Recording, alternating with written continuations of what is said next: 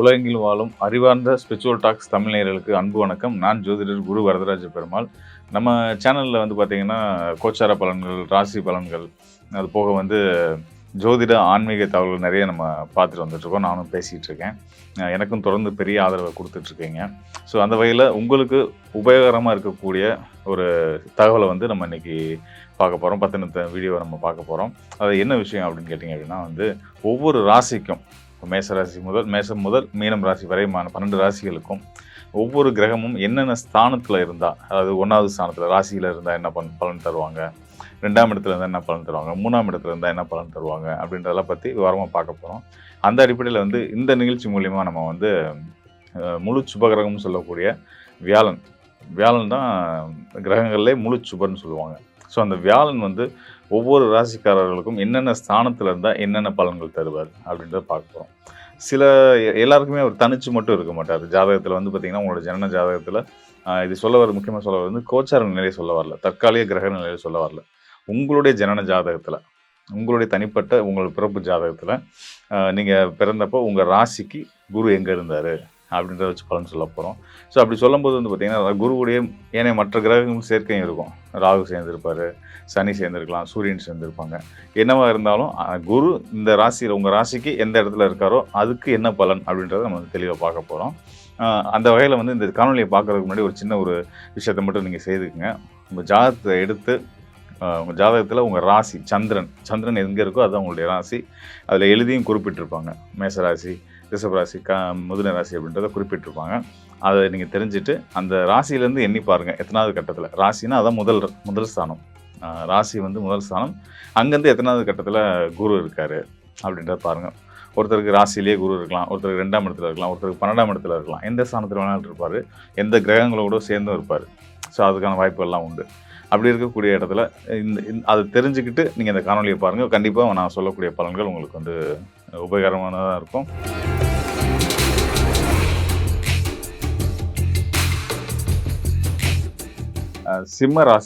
சிம்ம ராசிக்காரர்களுக்கு வந்து குருவுடைய நிலை, அது குரு வந்து நம்ம ராசிக்கு எந்த வீட்டில் இருக்கார், ராசியிலேயே இருக்காரா, ராசிக்கு 2ஆம் வீட்டில் இருக்காரா, ராசிக்கு 12ஆம் வீட்டில் இருக்காரா, 7ஆம் வீட்டில் இருக்காரா, எந்த வீட்டில் இருக்காருன்றதை வச்சு நம்ம பலன் சொல்ல போகிறோம். லக்னம் எதுவாக இருந்தாலும் கூட சிம்ம ராசின்னு வரும்போதே வந்து பார்த்திங்கன்னா தலைமை பண்பு ஆட்டோமேட்டிக்காக வந்துடும். ஒரு ஆளுமை திறன், ஒரு ஒரு கூட்டத்தை வந்து சரியாக வழிநடத்தி கூட்டு போகக்கூடிய ஒரு ஆற்றல் வந்து இந்த சிம்ம ராசிக்காரர்களுக்கு இயல்புலேயே வந்துடும். தலைமை பண்பு உள்ளவங்களாக இருப்பாங்க. ஸோ அந்த இப்படி தலைமை பண்பு உள்ளவங்க, பொறுப்புணர்ச்சி மிக்க இந்த சிம்மராசிக்காரர்களுக்கு வந்து பார்த்திங்க அப்படின்னா வந்து தைரியமும் ரொம்ப அதீதமாகவே இருக்கும். இப்படிப்பட்ட இந்த சிம்ம ராசிக்காரர்களுக்கு எண்ணத்தில் நம்ம வந்து நம்மளுடைய கௌரவத்துக்காக ரொம்ப முக்கியத்துவம் கொடுக்கக்கூடியவங்களாக இருப்பாங்க. எந்த ஒரு இடத்துலையுமே வந்து தன்னை தாழ்த்துற மாதிரியான எந்த ஒரு செயலுக்கும் போக மாட்டாங்க. அப்படி யார் நினச்சாலும் அந்த இடத்துல அவங்க விலகிடுவாங்க. அது சாதாரணமாக விலக மாட்டாங்க. என்னை என்ன சாதாரணமாக நினச்சியா, நான் எவ்வளோ பெரிய ஆளாக முன்னாடி வந்து நின்று காட்டுறேன் பாருன்னு சவால் விட்டு வந்துடுவாங்க. அந்த மாதிரியான ஒரு பவர்ஃபுல்லான ஆட்கள் தான் வந்து சிம்மராசிக்காரவங்க. இந்த சிம்மராசிக்காரர்களுக்கு குரு 12 வீட்டில் இருந்தால் என்ன பலன் செய்ய போகிறாருன்னு நம்ம பார்க்க போகிறோம். அதாவது சிம்மம் அப்படின்னா சூரியனோட வீடு. சூரியன் தான் வந்து நம்ம அந்த நவகிரகங்களில் தலைவன் அப்படின்னு சொல்லுவோம். தலைவனுடைய வீடான சூரியனுடைய ஆதிபத்தியத்தில் வரக்கூடிய சிம்ம ராசியில் குரு வந்து அமரும்போது, குரு வந்து பார்த்திங்கன்னா சூரியனுக்கு உன்னதமான ஒரு நட்பு கிரகம் குரு தான். என்ன சொல்லணும்னா சூரிய குடும்பத்தில் வந்து பார்த்திங்கன்னா சூரியன் செய்கிற பாதி பணிகளில் பங்கெடுத்துக்கிறவர் வந்து குரு தான். அவரோட நிலை ரொம்ப முக்கியமானது, குருவோட நிலை. அந்த அளவுக்கு 2 பேரோட ஒரு கெமிஸ்ட்ரியும் செம்மையாக ஒர்க் அவுட் ஆகக்கூடிய ஒரு கெமிஸ்ட்ரி அப்படின்னு சொல்லலாம். சூரியன் வந்து பார்த்திங்கன்னா அரசன், குரு வந்து பார்த்திங்கன்னா குரு. அரசனுக்கு அரச குருவாக இருந்து நல்ல யோகங்களை கொடுக்கக்கூடியவர் வந்து வியாழன் தான். ஸோ இந்த வகையில் வந்து குரு சூரியன் சேர்க்கை ஒரு ஜாதகத்தில் இருக்குது அப்படின்னாலே வந்து அவங்க வந்து அரசு பணிக்கு போக போகிறாங்கன்னு அர்த்தம். அரசு பணி, அரசு வழி ஆதாயங்கள், தந்தை வழி ஆதாயங்கள், இது எல்லாத்தையுமே இப்போ அடையக்கூடியவங்களாக இருப்பாங்க. அதே நேரத்தில் ரொம்ப நேர்மையான நபர்களாகவும் இருப்பாங்க. பொதுவாக சிம்மராசிக்கு அந்த குணம் உண்டு. நம்மளை யாரும் குறை சொல்லிடக்கூடாதுன்றதுக்காகவே, தன்னோட கௌரவத்துக்கு எந்த இலக்கும் வந்துடக்கூடாதுன்றதுக்காகவே ரொம்ப நேர்மையான மனிதர்களாக வாழ்ந்துட்டு வந்துட்டு இருப்பாங்க. ரொம்ப ஸ்ட்ரிக்டான நபர்களாக இருப்பாங்க. இது ஒரு குருவோட சேர்க்கையும் வரும்போது வந்து பார்த்திங்கன்னா அது மேலும் மேம்படும் அந்த எண்ணங்கள். ஸோ இது வந்து ராசியில் குரு அமரும்போது, சிம்ம ராசியில் குரு அமரும்போது உங்களோட வருமானம், உங்களோட வளர்ச்சி எல்லாத்தையும் வந்து நேர் வழியில், சரியான வழியில், நல்ல முறையில், கண்டிப்பான முறையில் அடைவீங்க அப்படின்றத சொல்லலாம். அதுக்கு அடுத்ததாக ராசிக்கு 2ஆம் இடம், சிம்ம ராசிக்கு 2ஆம் இடம்ன்றது சொல்லக்கூடியது வந்து கன்னி ராசி. கன்னி ராசியில் குரு அமரும்போது வந்து பார்த்தீங்க அப்படின்னா, தன குடும்ப வாக்குஸ்தானத்தில் குரு அமரும்போது, தனக்காரகனான குரு பகவான் சிம்ம ராசிக்கு அதியோகத்த குடுப்பாரு. அதாவது எந்தெந்த வகையில அப்படின்னா, நல்ல குடும்ப ஒற்றுமை, கூட்டு குடும்பமா வாழ்ற யோகம், அ பொருளாதார முன்னேற்றம், உங்களுடைய சொல்வாக்கு வெல்றது, இது எல்லாத்தையுமே வந்து குரு 2ஆம் இடத்து குரு செய்வார். அதுபோக ஆரோக்கியத்துக்கும் முக்கியமான ஸ்தானமா 2ஆம் இடம் இருந்துட்டுருக்கு. கன்னி ராசி இருக்கு. கன்னி ராசியில இருக்கக்கூடிய குரு எந்த ஒரு இன்னல்களும் இல்லாம, உங்களோட ஆரோக்கியத்த மேம்படுத்துறதும், கடன் சார்ந்த பிரச்சனையிலேருந்து உங்கள காக்கவும் செய்வார் அப்படின்றதையும் கூடுதலா சொல்லிக்கிறேன். அதுக்கு அடுத்ததா 3ஆம் இடம். ராசி, சிம்ம ராசிக்கு 3ஆம் இடமா வரக்கூடியது வந்து பார்த்தீங்கன்னா, துலா ராசி. துலா ராசி வந்து சுக்கிரனுடைய வீடு. சுக்கிரன் வந்து அவரும் ஒரு சுபகிரகம். அந்த சுபகிரகத்தோட வீட்ல இன்னொரு சுபகிரகமான வியாழன் வந்து அமரும்போது, அ நல்ல கல்வி, நல்ல நண்பர்கள், சமூக செல்வாக்கு எல்லாத்தையுமே வந்து குடுப்பாங்க. அதையும் கடந்து பொருளாதார முன்னேற்றம். நல்ல விதமா பொருளாதாரத்தை ஈட்டக்கூடிய ஒரு யோகத்தையும் வந்து 3ஆம் இடத்து குரு வந்து சிம்ம ராசிக்கு குடுத்துருவாரு. அது மட்டும் இல்லாம, மனசுக்கு பிடிச்ச ஒரு திருமண வாழ்க்கையை அமைச்சுக்கிறதுக்கும் குரு 3ஆம் இடத்து குரு ஒரு மிகப்பெரிய துணையா இருப்பார். உங்க எண்ணங்கள் எல்லாத்துலயும் வந்து நல்ல எண்ணங்கள குடுத்து, நல்ல சிந்தனைகளோட உங்கள இருக்க வச்சு, அதில வெற்றியாளரா நீங்க நெனச்ச விருப்பப்பட்ட விஷயங்கள்ல வெற்றி அடைறதுக்குமா 3ஆம் இடத்து குரு உறுதுணையா இருப்பார் அப்படின்னு சொல்லலாம். அதுக்கடுத்து வந்து பார்த்தீங்கன்னா, 4ஆம் வீடு. சிம்ம ராசிக்கு 4ஆம் வீடு அப்படின்னு பார்த்தீங்கன்னா, விருச்சிக ராசி. விருச்சிக ராசியில 4ஆம் வீட்ல குரு இருக்கார் அப்படின்னாலே, நல்ல நடத்தைகள் உள்ளவங்கன்னு நம்ம சொல்லலாம். தெய்வ பக்தியும், ஒரு அறம் சார்ந்த, ஒரு நெறி சார்ந்த வாழ்க்கையும் வாழக்கூடியவங்களா, எந்த ஒரு இடத்துலயும் ஒரு ஒரு குறுக்கு வழிகள பயன்படுத்தாம, நேர் வழியில பயணிச்சு, நல்ல பேர் புகழோட இருக்கக்கூடிய யோகத்த வந்து 4ஆம் இடத்துல அமரக்கூடிய சிம்ம ராசிக்கு 4ஆம் இடம் வரக்கூடிய விருச்சிக ராசியில அமரக்கூடிய குரு செய்வார். அதுபோக சிம்ம ராசிக்காரர்களுக்கு வெளிநாட்டு யோகம், வெளிநாட்டு பயணங்கள், வெளிநாட்டு தொடர்போடு வணிகங்கள் செய்யக்கூடியது, வெளிநாட்டுக்கு வேலைக்கு போகிறது, படிப்புக்காக வெளிநாட்டுக்கு போகிறது, இப்படி அனைத்து யோகங்களையும் வந்து 4ஆம் இடத்துல இருக்கக்கூடிய விருச்சிக ராசியில் இருக்கக்கூடிய குரு வந்து செய்வார். இதுக்கு அடுத்தது வந்து 5ஆம் வீடு, யோகஸ்தானம். சிம்ம ராசிக்கு யோகஸ்தானம் சொல்லக்கூடிய பூர்வ புண்ணிய ஸ்தானம் சொல்லக்கூடிய குலதெய்வத்தை குறிக்கக்கூடிய ஸ்தானத்தோட அதிபதி யார் அப்படின்னா வியாழன். அவரே வந்து தன்னுடைய தனுசு ராசியில் போய் அமரும்போது, உங்களோட குலதெய்வ பொதுவாகவே சிம்ம ராசிக்காரர்களுக்கு 5ல் குரு இருக்காருன்னா, நல்ல எண்ணங்கள், நல்ல சிந்தனைகள் அப்படின்றது ஆட்டோமேட்டிக்காக வந்துடும். யாருக்கும் கெடுதலை செய்ய மாட்டாங்க. எல்லோரும் நல்லா இருக்கணும் தான் அவங்க எண்ணங்கள் அவங்க மனசில் தோணிகிட்டே இருக்கும். அதுக்கேற்ற மாதிரியான விஷயங்களும் செயல்களும் செய்து நல்ல பேர் புகழோடு இருப்பாங்க. கூடுதலாக அதுதான் பூர்வ புண்ணிய ஸ்தானமாகவும், குலதெய்வத்தை குறிக்கக்கூடிய ஸ்தானமும், புத்திர ஸ்தானமும் வரதுனால நல்ல குழந்தைகள், குலதெய்வ அருள் இதெல்லாம் பெற்று சிம்மராசிக்காரர்கள் 5ஆம் இடத்து குருவால் சிறந்த யோகங்களோடையும் நற்பெயர்களோடையும் வாழ்வாங்க அப்படின்றத சொல்ல முடியும். இதுக்கு அடுத்ததாக 6ஆம் இடம். 6ஆம் இடம் வந்து பார்த்திங்கன்னா ராசிக்கு மறைவுஸ்தானம். அதாவது சிம்ம ராசிக்கு மறைவுஸ்தானமாக வரக்கூடியது மகர ராசி. அந்த மகர ராசியில் குரு வந்து நீச பலம் அடைவார். அதாவது 0 பலம்னு சொல்லலாம். கடக ராசியில் உச்ச பலம் அடைவார். அதுக்கு அப்படியே இங்கே மகர ராசியில் 0 பலம் அப்படின்னு சொல்லுவோம். மகர ராசியில் சனியோட வீட்டில் கர்மகாரகன் நீதிமான் சொல்லக்கூடிய சனியோடைய வீட்டில் குரு பகவான் அமரும்போது ரொம்ப இந்த அமைப்பில் இருக்கக்கூடிய சிம்மராசிக்காரர்கள் வந்து பார்த்திங்கன்னா, சின்ன சின்ன விஷயங்கள்லாம் நிறைய கணக்கு பார்ப்பாங்க. பெருசாக போகிறதெல்லாம் கோட்டை விட்டுருவாங்க. ஸோ இந்த மாதிரி இல்லாமல் நீங்கள் எல்லா விதத்துலையும், எல்லா விஷயங்கள்லையும், குறிப்பாக பொருளாதார விஷயங்களில் கவனமாக இருக்கணும் அப்படின்றத வந்து வலியுறுத்த வேண்டியது இருக்குது. அடுத்தவங்களுக்காக கையெழுத்து போடுறது, ஜாமீன் கையெழுத்து போடுறது, உங்களோட கடின உழைப்புக்கு கிடைச்ச, நீங்கள் கஷ்டப்பட்டு உழைச்சி சம்பாதிச்ச சம்பாத்தியத்தை ஒரே இடத்துல கொண்டு போய் இழக்கிறது, கடனாக உதவியாக செஞ்சு இழக்கிறது, இந்த மாதிரியான அமைப்புகள்லாம் வந்து சிம்மராசிக்காரர்களுக்கு 6ஆம் இடத்துல இருக்கக்கூடிய குருவால் நடக்கும். இதெல்லாம் இருந்தாலும் கூட 6ஆம் இடத்துல குரு இருந்து நீச பலம் அடைஞ்சாலும் அவருடைய பார்வைகள் வந்து நல்ல பலனை தான் செய்யும். குருவுடைய பார்வை 10ஆம் இடம் தொழில் ஸ்தானத்துக்கு கிடைக்கும். அது போக தனஸ்தானத்துக்கு கிடைக்கும். அது போக 12ஆம் இடம்னா விரயஸ்தானத்துக்கு கிடைக்கும். ஸோ அதனால் வந்து நல்லா சம்பாதிக்க முடியும். எப்படின்னாலும் நீங்கள் இழந்தாலும் திரும்ப அதை அடைவீங்க அப்படின்றது தான் விதி.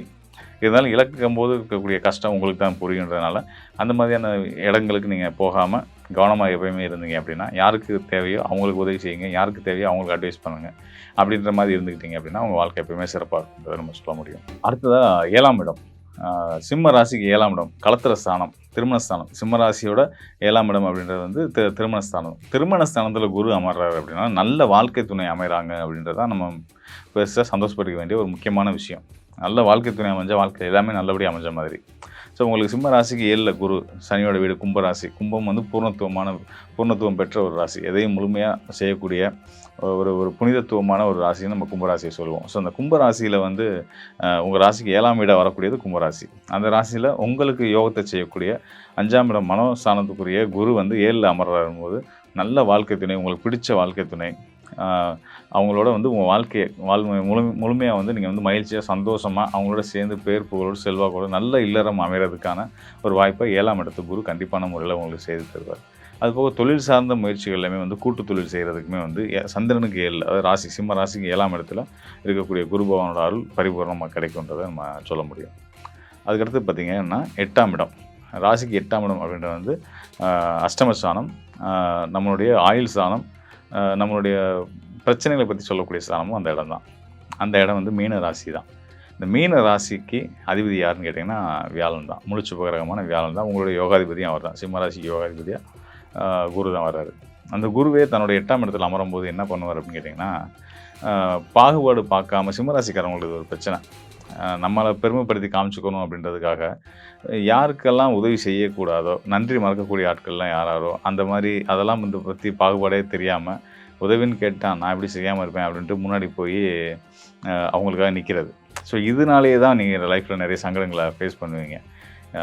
இதில் இன்னொரு சிக்கல் என்னென்னு கேட்டிங்கன்னா, அந்த சிம்ம ராசிக்காரர்களுக்கு வந்து பார்த்திங்கன்னா அடிபட்டாலும் அதை வெளியே சொல்கிறதுக்கு ஒரு தயக்கம் இருக்கும். ஏன்னா உங்களுக்கே அடிபட்டுருச்சா, நீங்களே சங்கடப்பட்டீங்களா அப்படின்னு எல்லோரும் வந்து இவங்களை வந்து கேட்குறத கூட இவங்க வந்து ரொம்ப ஒரு கௌரவ குறைச்சலாக நினைக்கக்கூடியவங்க. அதனால் மெல்லவும் முடியாமல் போகவும் முடியாமல் வந்து ஒரு இக்கட்டான சூழலில் உதவிகள் செஞ்சு அதனால் சங்கடப்படக்கூடிய இடம் வந்து பார்த்திங்கன்னா விஷயமாக வந்து சிம்மராசிக்காரர்களுக்கு நிறைய நடக்கும். அது கண்டிப்பான முறையில் 8ஆம் இடத்துல குரு அமரும் போது இதெல்லாம் கண்டிப்பாக நடக்கும். ஸோ அதனால் வந்து 8ஆம் இடத்துல உங்கள் ராசியில் உங்கள் ஜாதகப்படி ராசிக்கு 8ல் குரு இருக்காரா, ரொம்ப கவனமாக இருங்க. பண விஷயங்களாகட்டும், பழக்கவழக்கங்களாகட்டும், யாருக்கு நம்ம செய்கிறோம் அதை வந்து நன்றி மறவாதவங்களா இருப்பாங்களா, அவங்க நன்றி மறவாக வந்து திரும்ப நமக்கு உதவணுன்றது அவசியம் இல்லை. அந்த நன்றி மறவாதவங்களோட எண்ணம் ஒருத்தருக்கு இருக்குது அப்படின்னா, அவர் வந்து தனக்கு ஒரு வாய்ப்பு வரும்போது அவர் மற்றவங்களுக்கு உதவி செய்யக்கூடிய இடத்துக்கு போவார். ஸோ அதனால் வந்து சரியான நபர்களுக்கு செய்யக்கூடிய உதவி வந்து கண்டிப்பான முறையில் தொடர்ச்சியாக அடுத்தடுத்த நபர்களுக்கும் அது உதவியாக போய் சேரும். என்னைக்குனாலும் நமக்கும் அது ஒரு உதவியாக இருக்குன்றதை உணர்ந்து கவனமாக செயல்படுங்க. கண்டிப்பாக வாழ்க்கை நல்லாயிருக்கும். அதுக்கு அடுத்ததாக 9ஆம் இடம், ராசிக்கு பாக்கியஸ்தானம், ஞானஸ்தானம்னு சொல்லக்கூடிய 9ஆம் இடத்துல குரு. அது 9ஆம் இடம் வந்து சிம்மராசிக்கு 9ஆம் இடம் மேசராசி. மேசராசியில் குரு வரும்போதே வந்து நல்ல நிர்வாகத்திறன், ஒரு கட்டமைப்பை சரியாக, ஒரு கூட்டமைப்பை சரியான முறையில் வழிநடத்தக்கூடிய ஆளுமை பண்பு, நல்ல சிந்தனைகள், இது எல்லாத்தையும் 9ஆம் இடத்துக்கு குரு கொடுப்பாரு. தந்தை வழி ஆதாயங்களையுமே வந்து குரு கண்டிப்பான முறையில் நல்ல விதமாக கொடுத்துட்ருப்பார். அதுக்கு அடுத்ததாக தொழில் ஸ்தானம் 10ஆம் இடம். 10ஆம் இடம் வரக்கூடியது வந்து பார்த்திங்கன்னா சுக்கிரனுடைய ரிஷபராசி. ரிஷபராசியில் குரு அமரும்போது நல்ல வழியில் ஒரு பொருளாதாரத்தை ஈட்டக்கூடிய ஒரு எண்ணங்களை கொடுத்து அதன் மூலியமாக அதில் சிறப்பாக செயல்பட்டு நல்ல பொருளாதார முன்னேற்றம். குரு சுக்கிரனுடைய தொடர்பு அப்படின்றது வந்து பார்த்திங்கன்னா பொன்பொருள் சேர்க்கை, நல்ல உறவுகள், நல்ல நண்பர்கள், நல்ல தொழில் எல்லாம் அமைஞ்சு நல்ல ஒரு சிறப்பான யோக பலன்களோடு இருப்பீங்க அப்படின்றத உறுதியாக சொல்ல முடியும். அதுக்கடுத்ததாக 11ஆம் இடம் லாபஸ்தானம். சிம்ம ராசிக்கு லாபஸ்தானம்னு சொல்லக்கூடிய மிதுன ராசி. சிம்ம ராசிக்கு நட்பு வீடு. அங்கே வந்து உங்களுடைய யோகாதிபதியான குரு போய் அமர்றாரு. 5ஆம் இடம், ராசிக்கு 5ஆம் இடத்து அதிபதியான குரு வந்து 11 அமரும்போது 11ஆம் இடத்துல வந்து தன்னுடைய யோகஸ்தானத்துக்கும் ஒரு பார்வை கொடுப்பாரு. அப்போ லாபம், யோகம் எல்லாமே சிறப்பாக உங்களுக்கு வந்து சேர்றதுக்கு 11ஆம் இடத்து குரு சிம்மராசிக்காரர்களுக்கு கண்டிப்பான முறையில் நல்லபடியாக பலன்களை கொடுக்கும் அப்படின்ட்டு சொல்ல முடியும். அதுக்கு அடுத்த ஸ்தானம் வந்து ரொம்ப முக்கியமான ஸ்தானம் 12ஆம் இடம். 12ஆம் இடம் வந்து சுபத்துவ தன்மையில் தான் இருக்கணும். 12ஆம் இடம் கெட்டுச்சு அப்படின்னா ஒருத்தரோட வாழ்க்கையில் மிகப்பெரிய சிக்கல்கள்லாம் அவங்க சந்திப்பாங்க.